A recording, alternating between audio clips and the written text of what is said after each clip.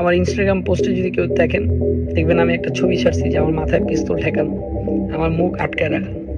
আমার এই ডিপার্টমেন্টে যে আমার কৈফিয়ত দিত, আমাকে এরকম বোঝানো হয়েছে যে তুমি যদি কথা বলো অনেক মানুষ মারা যেতে পারে। শিক্ষার্থীদের পক্ষে কথা না বলার জন্য থানার ভেতর তৌহিদ আফ্রিদিকে যেভাবে হুমকি দেয় পুলিশ কর্মকর্তা, লাইভে এসে গোপন তথ্য ফাঁস করলেন তৌহিদ আফ্রিদি। এরকম একটি তথ্যচিত্র তুলে ধরেন তৌহিদ আফ্রিদি। তিনি বলেন, অনেক মানুষ আমাকে ভুল বুঝছেন, বুঝেন কোনো সমস্যা নাই, আমার দোষ থাকলে আমি সাজা পাবো। আমার ইনস্টাগ্রাম পোস্টে যদি কেউ দেখেন, দেখবেন আমি একটা ছবি ছেড়েছি, আমার মাথায় পিস্তল টেকানো, আমার মুখ আটকিয়ে রাখা।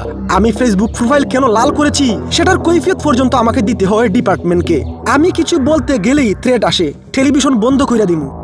কিছু এলেই থ্রেট, টেলিভিশন বন্ধ করে দিবে, টেলিভিশন বন্ধ করে দিবে।